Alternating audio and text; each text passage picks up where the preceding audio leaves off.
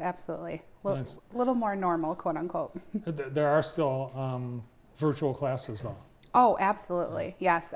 If that's one thing that we learned through being remote for over a year was that students very much appreciate the online option as well. We know that during the pandemic, students said, whoa, wait a minute, maybe I'll just wait until this whole thing is over before I get back into it, with both feet.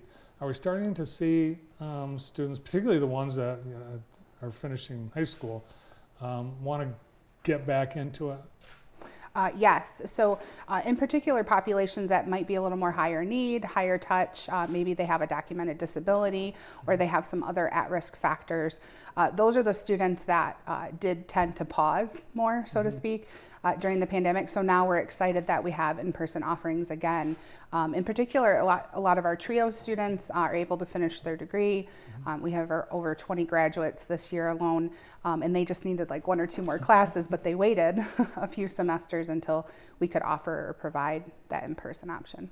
Well, now it's the perfect opportunity to get started or get back to it because summer is coming. Absolutely. So whether you want a 5-week course or the full 12, we have many different offerings, May, June, and July, actually, for summer class offerings. Like I said, 5, 7, 12 week. So whatever suits your needs. Definitely populations of students that maybe go to a 4-year or another institution that want to pick up a few credits over the summer. Those are pretty popular during the summer for our guest population, or maybe they didn't do so well in a class. They can come over the summer and get that done pretty fast fashion. So. Now, the difference between 5 and 7 and 12-week sessions, how does someone determine whether, the term, the length, is it the class that's geared to the term, or is the term geared to the class?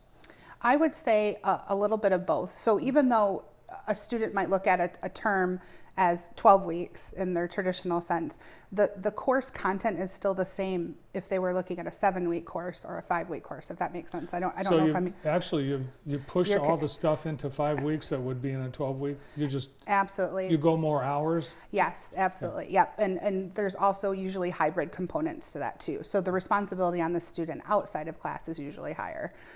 With the shortened classes. So that it's very, very important for the student to have those type of conversations with their student success navigators. So they know like, yep, if I'm only concentrating on one class, I know I can knock that out in 5 weeks if that's the only thing I'm concentrating on, or 7 weeks. Or no, I like to go a little bit slower, but maybe take 2 or 3 classes at a time. Some students choose the 12-week model. It's the binge watching of college education. That is an excellent parallel, Bart. I know. Well, really, some people they want to binge watch a thing because they can't remember what happened if they wait a whole week. That is true. However, that probably wouldn't work in the academic setting. They probably would want to attend every class. Yeah. So your choice, and you can make that. Do the same class, but you can choose to do it faster or slower. Yes, it often helps our more traditional semesters too, like fall and spring, where some students will take 2 7-week courses in the beginning and then the second offering 2 7-week courses then, and then they still have accomplished 12 credits. They just were able to break it up into 2 bigger pockets. So summer's a little bit different with the 12-week, but. I was at an event at JC this past month, and someone told me that they're going, it's a senior, over 65, and she said, I'm taking classes at JC because it's free. It's free for people 65 and over? I do believe so, or at least at a minimum, it's very reduction in tuition for sure. Yes, we make it very affordable and very appealing for senior citizens if they still want to pursue their education. We prove that it's never too late. Yeah. And I always say you're never too young to start. And I can't remember what she said she was taking, but it was an appreciation course. Okay. Maybe art appreciation. Maybe. Or history, something in the liberal arts area. Yeah. We have a lot of non-traditional, if you want to coin it that, students that come into the Center for Student Success a lot that are very adept, and they have the knowledge, they just don't have the technology skills. So they'll come into the center and get a little brush up before they take that first class. I think a lot of people that had to become proficient with technology because of the pandemic, Zoom and FaceTime and all that, they could stand maybe a freshen up or lesson on some of this technology. Oh, absolutely. We offer continuously now. We started offering them last year, or in July, as we started coming back as into what we call normal. And so we called them college catch-up workshops. And so we continue to offer those like one-on-one in a group setting. You can come in, we can offer them over Zoom, whatever your comfort level is. If it's more technology based, usually that means they're coming in though, because they lack the skills to do the Zoom. And is there still opportunity to get some free technology, some equipment? Absolutely. If you're still a new student, you can simply connect. It'll automatically happen once you enroll, that you'll get a message and then you pick it up in the bookstore. Oh, neat. Yes, we've streamlined it a bit and learned some lessons in the beginning. So. All right, so fall sounds far off, but in just another week, you're going to be opening registration for fall? Absolutely. April 13th is the golden ticket day for students that want to get a head start on their fall schedule. And there already are some plans built that students are ready to click that green check button to get ready for fall. Now, with the job market as it is, so many employers are struggling. Are you making changes, and how do you respond, when you see in the community that certain jobs are harder to fill? Do you try to create content to meet those needs? Absolutely. So we're fortunate enough to have a corporate and continuing education department on campus led by Tina Matz. And she is consistently out in the community working with employers, listening to what they need, because sometimes it's not even an entire certificate or their job training skills that they need immediately. And so she develops contracts with companies locally and beyond, works with state and federal dollars to help bring the needs sooner and get the students in and get the training that they need in the jobs. Absolutely. We've got beautiful housing on campus. Yes. When will that open up for the next term? Well, it's open, and students are applying. I don't think the fall application is open yet. Registration has still yet to begin, but I do know that we're hoping to be at least 75% capacity for the fall.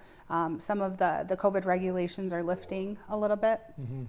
So with that may open some opportunities for students to apply that want that housing experience. Have you noticed how the baseball fields, the softball fields, how that construction's coming? Yeah, so it's going.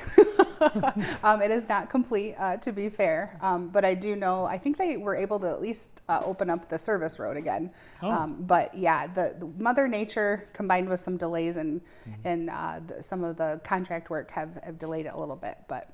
And we're still masked on campus? Yep, for another few weeks, yes. I believe. I guess you have to quote me because I'm on air, but I think the 24th or the 25th is the second step down in our COVID plan. First was the reduction of the health screening as we were coming into campus and things like that. But beginning April 24th or 25th is when the mask mandate will still recommended if you're in a large group setting, or for instance, if you visit the dental clinic, they'll still ask for certain areas, health clinic, things like that. Yeah, I think we're going to, any healthcare setting, we're going to see that forever. Airports, things like that. I don't think that's going to go away. No. Well, I think a lot of people have been looking at Jackson College because you were early on leaders in how we, as a community, responded. So we appreciate that. Yeah, I think all of the pre-planning and the due diligence that we did in the beginning has really paid off. The step-down plan is just that. It's two-part. It's been very simple. Not a lot of confusion, so kudos to leadership for that. Yeah. Oh, and got to mention, congratulations to Monica. Yeah. Monica's getting married in 2022. Yes, I am. Thank you. We're looking forward to it, and we're excited that it's going to happen downtown for sure. Yeah, in one of the new renovated spaces. So, I've always had a heart for downtown, as you know. Yeah. Well, you lived downtown. Monica was one of our downtown neighbors. You were in the Blake building. I did for years. I miss it, I have to admit. I appreciate the the neighborhood life, and it's good for the girls. But I think once they fly the nest, there may be some looking again, either downtown or maybe some smaller. Let's just say I'm not a yard person, but I love the neighborhood. Well, did you hear about the Hayes? No, I have not. Yes, there's a developer that's going to Okay. make that into apartments. And this is a pretty They solid signed the lead. deal. Okay, because Yeah. we've heard some things in the Yes. past. So, Now, the council last night approved the sale oh, to that's amazing.